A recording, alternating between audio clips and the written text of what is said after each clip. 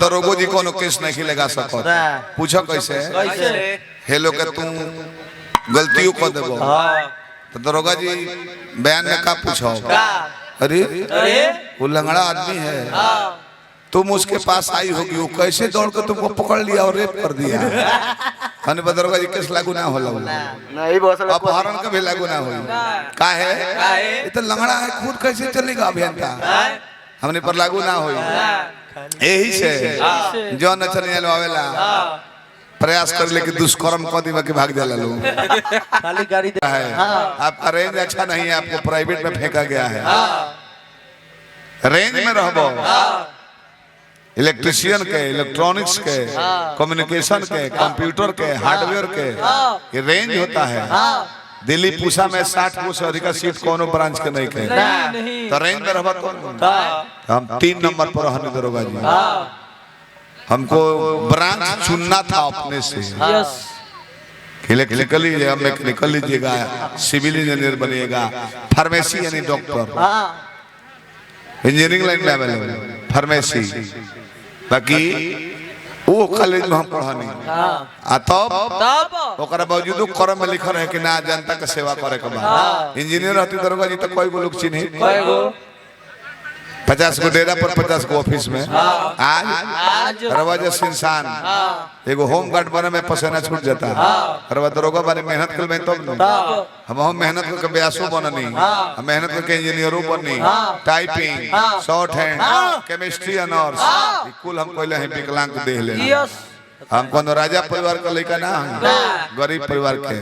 जीवन में कभी कोचिंग नहीं की तब आज स्थान पर बानी ब्यासो बनल बनी तो ब्यासो नामे लायक बनी काम भर नाम ना तो का है रवा जैसे इंसान हमारा प्रोग्राम में 1 घंटा बैठ देता नहीं ये हमारा खातिर सौभाग्यशाली के बात बा मुखिया 50 को बैठा रहे हैं ये हमारा सौभाग्य हो ये संगीत सामवेद के देन हो ना तो रउआ लगे जात हुए बैठे थानवा में हॉस्पिटलों से बेसी कापत हुई है हम गोर में 2-3 दिन देखने हो हे बबुआ हॉस्पिटल में तनी कमो कपो यहाँ सब के ऐसा शिक्षा बा 5 मिनट में हम डीएसपी प्रांगण जी के 5 गो रोल देखने भैया 5 गो देखियो गौरव बड़े एग्जाम कुछ गो आके चाहिए तो हमने बढ़ जाए बुलावत नहीं हो के 5 मिनट में हम डीएसपी साहब के प्रांगण जी हमारा डीएसपी बनी हमारा गोपाल बनी 5 गो रोल देखनी एकदम सीधा साधा बताओ तने एगो मुजरी महिला बैठल जा ऑफिस में आपका नाम फलाना पिता का घर ये जो कांड हुआ है कैसे हुआ है कैसे तो ऐसे हाथ निकालो दरोगा जी बेंत लेके एक दौर पर 51-52 छड़ी हम गिनत रहने बैठ के 51-52 छड़ी जब चलल सारी नाम लाइन से बक दहले हम जान गए ना एगो जज से बेसी दिमाग एगो दरोगा के होला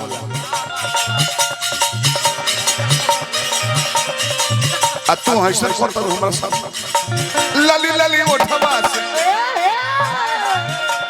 छुए ला ललैया कतना ले गोरी गोरी दिल से बड़ैया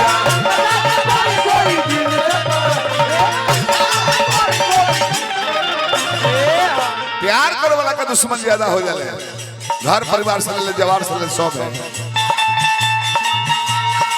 दुश्मन जमाना भइल बा बेगाना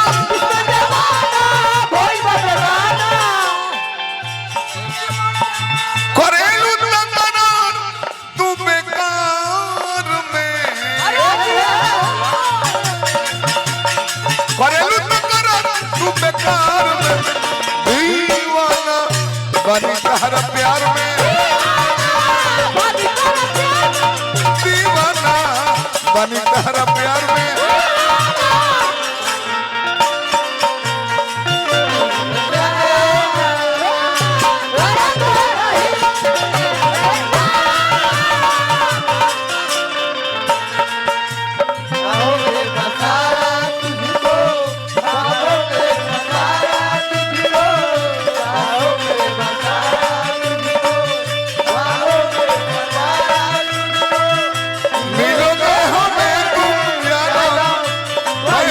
कहीं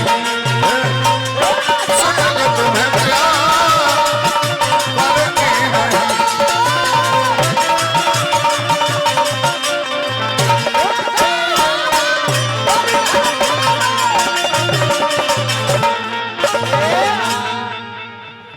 दारू सबसे बाउर नशा हो। आए घर के प्रेमी जब धोखा खाता लोग तो दारू पिए लगता तो प्रेमी कहत रह के देखो तारा याद के चलते अब छूटी ना तड़पेला दिल मुश्किल बाटे जियल। ए भाई ओ ई रिक्शा तो मत जा, हम अकेले पड़ जाबे जे कुल गुड़गोरो लो बैठल बा हमारे स्टाफ पे का चाहिए तो आज आ गया वो ई रिक्शा कहत दी हां कतला क्या हो आओ दे पका जो नहीं बंद है तो हम हां कम बड़ी मजा आता है पर एक दिन YouTube पर डाल दे रहे लो चैनल वाला लोग तो जा मत हम हां के सब है गुड़गोर बा हमारे स्टाफ का थोड़ा हो ये सब कमलबाज जी के स्टाफ का लोग इनकर नाम नहीं किछन तो ई रिक्शा के शौक ना होला और ये आगे और ये साफ आगे घुमावत लेके आओ साफ आवा हट जाइलो हट जाइलो ब्रेक नहीं खेओ मैं हॉर्नो मारत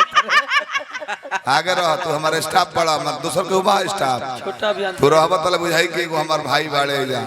एगो गाड़ी पे दू आदमी आट जाइयो मैं आ जा एक जना जा तारा ऐसे नाम धय तने हम भेंता 2 जा तारा के गांव भर के लोग भेंता कोई काल से देख ले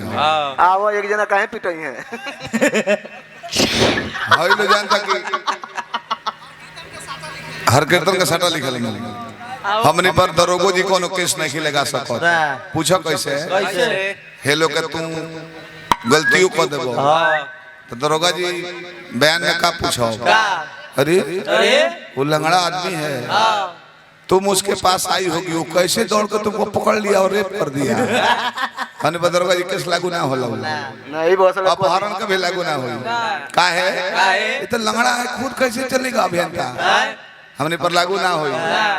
यही से जो नचनिया आवेला प्रयास कर ले कि दुष्कर्म क दिबा के भाग जाला लोग खाली गाड़ी देवे के केस होई पिंकी के पेट में जीवा लेकर रह गेल सो हां पेट में अल्ट्रासाउंड होई डॉक्टर साहब कहने की तो जीवा लड़का रह गया है एक और पति टेंगारी किलाट मास्टर हमें टेंगारी असलम नाम हो राजपुर के मुस्लिम हमें उहे भाई भरत शर्मा संग बजावे चल गेले दिल्ली आ तले टेंगारी के भाई एगो छिनारी बाड़े हिंगा से लाइन सेटिंग को ले जल्दी चलो अबू बड़े बाहर मरद आ तले इनकर देवर इनका का लागल व्यवस्था देवे दू गो लड़का पेट में रहले सन एगो कहता कि भैया पापा आइल बड़े जो नीचवा रहे तो उनका चुप गेट पर हम बनते कैसे जान गए पापा ना है अंकल जी हैं तो वो कहता कि ई कैसे चिन गए चुप रहो पापा किलाट बजा ले देहाती आदमी हमें एंगा वो घर घूमल फिरे ले ये अंकल जी हमें इंजीनियरिंग करता रहे टोपी पहन के आइल बड़े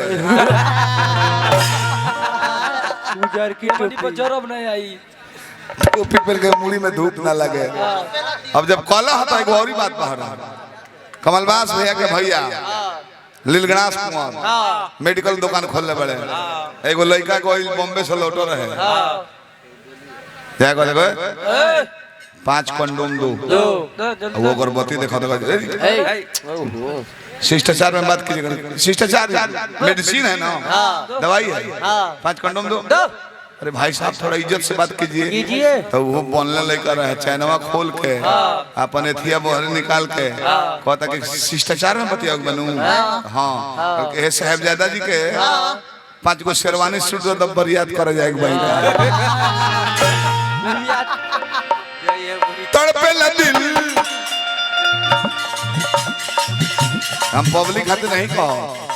यूट्यूबर लोग आइल बा डीजल जरा जरा के अपन मोटरसाइकिल में पेट्रोल जरा जरा के। आप प्रभारी साहब ऐसा समय हो गया है कि एजुकेटेड पर्सन भी गलत बोलता है, गलत चुटकुला कहता है। क्यों? ये लोग डाले के मेहता जी ने अच्छा सुमिरन गाया, अच्छा प्रसंग गाया, तो केहू सुनत नहीं के गौरी मार दे ऊपर में बढ़ गई। तो अभियंता ने कमरदास को सुखले रेला तो ओकर व्यूअर 10-10 लाख हो जाता रहे। ते लोग 1000 व्यूअर में 5000 कमीशन आवेला। 1 लाख में 5000 रुपया कमीशन आई तो 10 लाख भले तो 50000 भइल नहीं। तबो इतना जना बानो लो बेसर के एगो झाटू घर का ना दल हलो कितना दुख के बात भाई। हमारे से कमात वालों तो कुछ दे देते हैं। तड़पेला दिल मुश्किल बाटे जियल लगन की छुट्टी नहीं जीवन भर पियल।